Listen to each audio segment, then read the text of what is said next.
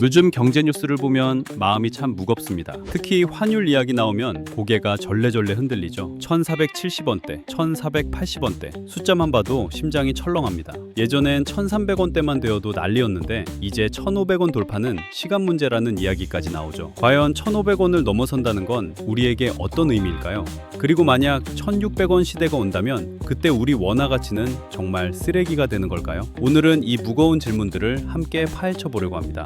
지금의 고환율이 단순한 숫자가 아니라는 건 모두 공감하실 거예요. 이미 우리 일상 깊숙이 파고들어 우리 주머니 사정은 물론이고 한국 경제 전체를 뒤흔들고 있다는 걸 피부로 느끼고 계실 겁니다. 이게 진짜 위기 신호일까? 궁금하시죠? 결론부터 말씀드리면 네, 그렇습니다.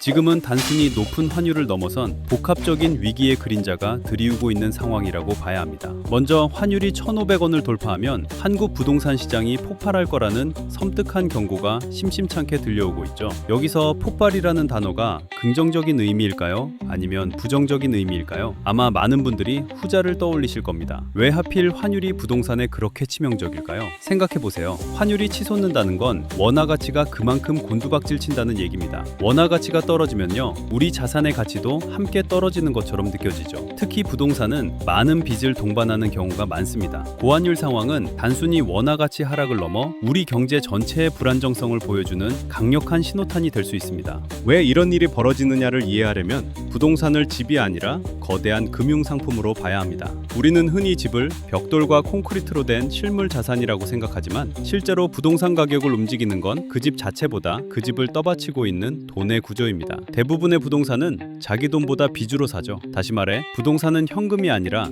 대출이라는 연료로 움직이는 자산입니다. 그런데 환율이 급등했다는 건 이 연료의 공급 환경이 갑자기 거칠어졌다는 뜻입니다. 환율이 오르면 가장 먼저 흔들리는 건 금융시장의 심리입니다. 외환시장이 불안하다는 건 나라의 돈에 대한 신뢰가 흔들리고 있다는 신호이기 때문입니다. 그러면 금융기관들은 자연스럽게 몸을 사리게 됩니다. 대출을 더 엄격하게 관리하고 위험한 곳에는 돈을 덜 빌려주려 하죠. 이 과정에서 부동산은 가장 먼저 타격을 받습니다. 왜냐하면 부동산 대출은 규모가 크고 기간이 길고 경기 변화에 민감하기 때문입니다. 여기에 금리 문제가 겹칩니다. 환율이 오르면 수입 물가가 자극받고 물가가 오르면 중앙은행은 금리를 쉽게 낮추지 못합니다. 심지어 경기가 나빠져도 환율과 물가 때문에 금리를 높은 수준으로 오래 유지해야 하는 상황이 생길 수 있습니다. 이건 부동산 시장에 치명적입니다. 집값은 빚으로 떠받쳐져 있는데 그 빚의 가격인 금리가 내려오지 않으니까요. 쉽게 말해 엘리베이터를 타고 올라간 집값은 그대로인데 그 엘리베이터를 움직이게 하던 전기가 점점 약해지는 겁니다. 이때부터 시장에서는 미묘한 변화가 시작됩니다. 당장 가격이 폭락하지는 않지만 거래가 줄어듭니다. 문의 전화가 줄고 계약이 미뤄지고 조금 더 지켜보자는 말이 늘어납니다. 이건 마치 겨울이 오기 직전의 바다와 비슷합니다. 겉보기에는 큰 파도가 없는 것 같지만 수온이 내려가면서 생명체들이 하나둘 사라지는 것처럼 시장의 온기가 빠져나가는 단계입니다. 특히 문제가 되는 건 레버리지를 많이 쓴 부동산입니다. 갭 투자, 다주택, 대출 비중이 높은 집들부터 부담이 커집니다. 금리는 그대로인데 생활비는 오르고 다른 투자 자산은 흔들리니 현금 흐름이 빠듯해지죠. 이때부터 사람들은 집값 상승을 기대하기보다 이걸 계속 들고 가도 괜찮을까? 라는 질문을 하기 시작합니다. 이 질문이 많아질수록 시장은 더 조용해지고 조용해질수록 불안은 더 커집니다. 그래서 고환율은 부동산 가격을 단번에 무너뜨리는 폭탄이라기보다는 시장 전체의 산소를 서서히 줄이는 독가스에 가깝습니다. 숨이 바로 막히지는 않지만 시간이 갈수록 숨쉬기가 힘들어지고 결국 먼저 버티지 못하는 곳부터 무너지게 됩니다. 이게 바로 환율이 부동산의 치명적인 이유입니다. 단순히 원화 가치가 떨어져서가 아니라 부동산을 지탱하는 금융구조 자체를 약화시키기 때문입니다. 해외 투자자들은 불안한 원화 자산을 팔아치우고 달러로 바꿔 해외로 빠져나가려 할 겁니다. 이렇게 되면 국내 시장의 유동성은 더 마르고 이미 금리가 치솟아 있는 상황에서 돈 구하기는 하늘의 별 따기가 되겠죠. 부동산 시장은 이런 유동성 위기에 가장 민감하게 반응하는 자산 중 하나입니다. 대출이자는 눈덩이처럼 불어나고 집값은 팔리지 않거나 금매로 던져지는 상황이 연출될 수 있습니다. 빚을 내서 무리하게 집을 샀던 사람들에게는 그야말로 파산의 위기가 닥쳐올 수 있다는 얘기입니다. 특히 건설자재의 상당 부분을 수입에 의존하는 한국 건설시장 특성상 고환율은 건설 원가를 폭등시켜 신규 프로젝트를 위축시키거나 기존 프로젝트의 수익성을 악화시키고 결국 주택가격 상승 압력으로 작용하는 동시에 시장의 불확실성을 극대화시켜버리는 복합적인 문제를 야기할 수 있습니다. 그런데 이보다 더 심각하게 봐야 할 건 환율 급등 뒤에 숨어있는 한국은행 뱅크런 가능성에 대한 경고입니다. 설마 우리 한국은행에서 뱅크런이라니 말도 안 되는 이야기라고 생각하실 수도 있어요. 하지만 위기가 깊어지면 예상치 못한 일들이 벌어지곤 하죠. 그만큼 현재 한국 경제의 기초 체력에 대한 우려가 깊다는 뜻이 담겨 있습니다. 그렇다면 어떤 징후들이 뱅크런의 서곡이 될 수 있을까요? 첫째, 해외 자본의 급격한 유출입니다. 외국인 투자자들이 한국 시장의 불안정성을 느끼고 투자 자금을 빠르게 회수하기 시작하면 외환 시장은 요동칠 수밖에 없습니다. 둘째, 국내 기업과 개인이 달러 등 외화로 자산을 대거 전환하려는 움직임입니다. 원화의 가치 하락에 대한 공포가 확산되면 너도나도 안전자산인 달러를 찾게 되겠죠. 셋째, 은행 간 외화 차입 시장의 경색입니다. 시중은행들이 서로 외화를 빌려주고 빌리는데 어려움을 겪기 시작하면 이는 금융 시스템 전체의 유동성 위기로 이어질 수 있습니다.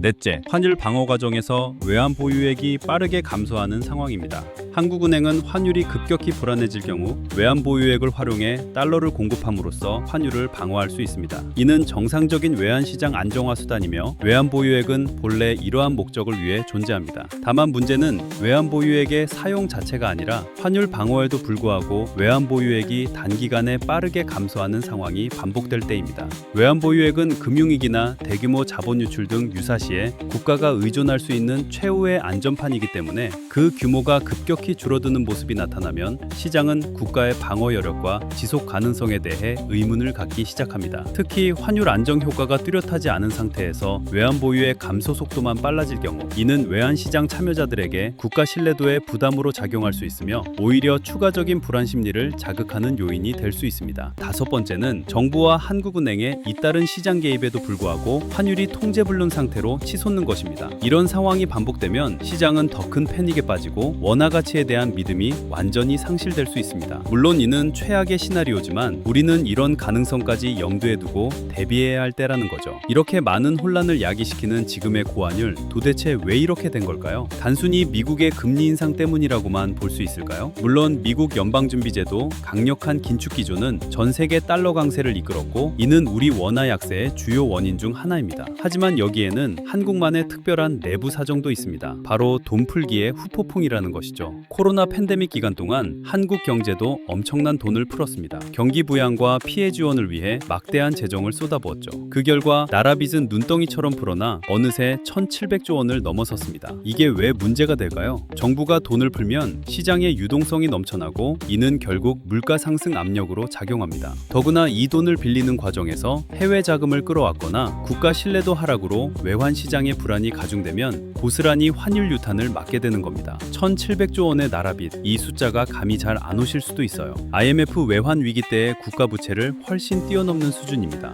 당시 IMF는 국가 부채를 해결하기 위해 강력한 구조조정과 긴축을 요구했었죠. 지금은 그때와는 또 다른 양상으로 내부적으로 쌓인 빚과 외부의 강력한 달러 강세가 복합적으로 작용하면서 경제의 뿌리를 흔들고 있습니다. 기업들은 치솟는 원자재 가격과 이자 부담에 시달리고 결국 견디지 못하고 문을 닫는 줄도산의 위험에 직면하게 됩니다. 이런 상황에서 정부는 수출 기업들에게 환해지를 늘려달라고 요청하고 있습니다. 환해지란 환율 변동으로 인한 손실을 막기 위해 미리 환율을 고정시키는 금융 기법을 말합니다. 수출 기업 입장에서는 달러를 벌어들이니 원화 가치가 떨어지면 당장에는 이득을 보는 것처럼 보일 수도 있습니다. 하지만 급격한 환율 변동은 기업 경영의 불확실성을 키우고 원자재 수입 비용을 증가시켜 결국 기업의 경쟁력을 약화시키죠. 정부의 요청은 이런 불확실성에 대비하고 외환 시장의 안정화를 꾀하려는 노력의 일환이지만 근본적인 해결책이라고 보기는 어렵습니다. 마치 파도가 거세게 몰아치는데 배 위에 있는 사람들에게